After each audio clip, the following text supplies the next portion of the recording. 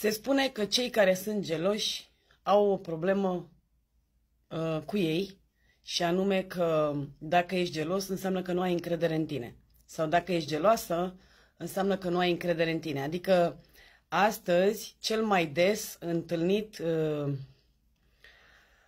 aspect este acesta. Ești gelos? Înseamnă că n-ai încredere în tine. Dar mai este încă ceva. Poate că de fiecare dată când tu faci o observație soției tale, de exemplu, partenerei, că a întârziat să vină acasă sau, știu eu, stă foarte mult pe telefon sau nu-ți dă atenție, automat ea spune, e gelos pe mine. Ideea este în felul următor. Deci, dacă partenerul tău este gelos, poate că faci și tu ceva cu care atragi atenția. Și anume, că nu dai nicio explicație unde te duci, unde vii, nu în sensul să te ia cineva la rost, dar să spui, vezi că sunt în cutare loc, sau uite, sâmbătă ies și eu cu fetele, sau orice. Sau dacă tu stai foarte multe ore pe telefon și de multe ori se întâmplă că stai pe telefon ascunsă, știi? Dai de înțeles persoanei de lângă tine că ascunzi ceva, sau mai sunt secretele astea în care nu discutați orice. Aici nu mă refer numai la femeie, este și bărbatul care face la fel, da? Deci, nu neapărat că dacă ești gelos sau geloasă, ai tu o problemă cu tine și trebuie să ți-o rezolvi. Că trebuie să lucrezi tu la încrederea ta în sine și la nu știu ce și ceilalți poate să facă orice. Aici este indicat să separați lucrurile. Una este gelozia, una este faptul că nu am pus niște limite în relație, că nu știm de noi ce facem toată ziua, unde te duci, ce faci.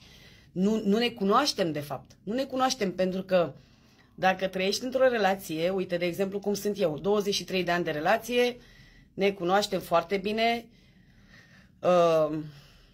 Bineînțeles că mie mi-a luat foarte mult timp să-mi cunosc cu adevărat bărbatul, și anume după ce am intrat în dezvoltarea personală, dar dacă noi ajungem să ne cunoaștem și astăzi cum este pe piață atât de multă informație și atât de repede poți să mergi la o sesiune de terapie, la un coach, la cineva să te ajute să faci mai repede ceea ce nu am făcut eu, da? Deci, eu când am descoperit dezvoltarea personală și am văzut că se poate și altfel, imediat acolo am fost.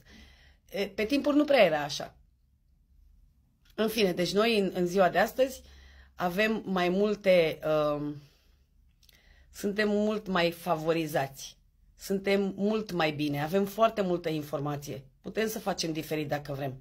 Deci ceea ce vreau să spun este că nu neapărat dacă ești o persoană geloasă înseamnă că ai probleme cu încrederea în ta în sine. Poate să fie și faptul că persoana de lângă tine face într-adevăr niște acțiuni care nu sunt ok.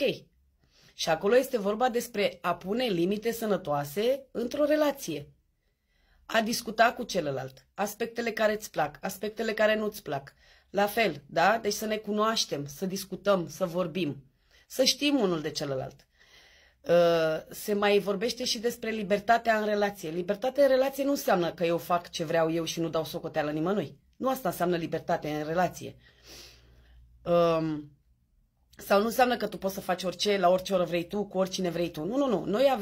Noi ca și cuplu avem stabilit ce ne place și ce nu ne place. De exemplu, știu eu, poate că mie nu-mi place ca bărbatul meu să lipsească noaptea de acasă. Sau ție ca bărbat nu-ți place ca femeia ta să stea de vorbă cu alți bărbați. Sunt lucruri pe care voi le discutați între voi. Deci, am văzut de foarte multe ori că se dă foarte mult vina pe gelozie.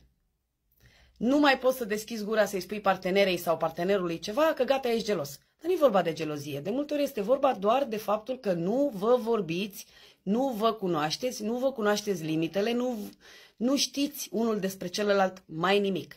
Și bineînțeles că un cuplu care nu discută, care nu comunică, nu sunt deschiși unul cu celălalt, automat că stai și interpretezi toată ziua, da? Interpretezi tu singur sau tu singură, interpretezi, oare ce faci acum?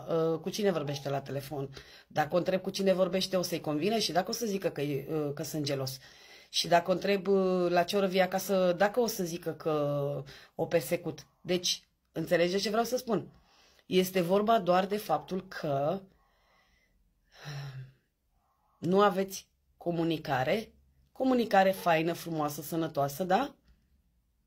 Nu sunteți prieteni, de exemplu. Vă ascundeți unul de celălalt și asta se întâmplă pentru că nu este deschidere între voi și se creează acele interpretări. Interpretări pe care eu le am în mintea mea, tu le ai în mintea ta și este o încurcătură maximă acolo, da? Deci, mesajul de astăzi este în felul următor. Nu neapărat gelozia are de a face doar cu încrederea în sine. Câteodată mai facem și noi ca celălalt să nu aibă încredere în noi, da? Deci, dacă tu ca persoană nu faci lucruri pe ascuns de partenerul tău sau de partenera ta, dacă știe unde te duci, de unde vii, ești acasă la ora care e normal să fii acasă, da? Dacă întârzi să fii acasă, anunți și tu persoana respectivă. Vezi că întârzi 2 ore. Deci, ține de voi să vă înțelegeți, să comunicați, ca să nu existe fel și fel de imaginații pe care vi le faceți, de gelozii, vezi, Doamne. Da? Deci să nu punem toate pe seama geloziei. Nu toate sunt pe seama geloziei. Da?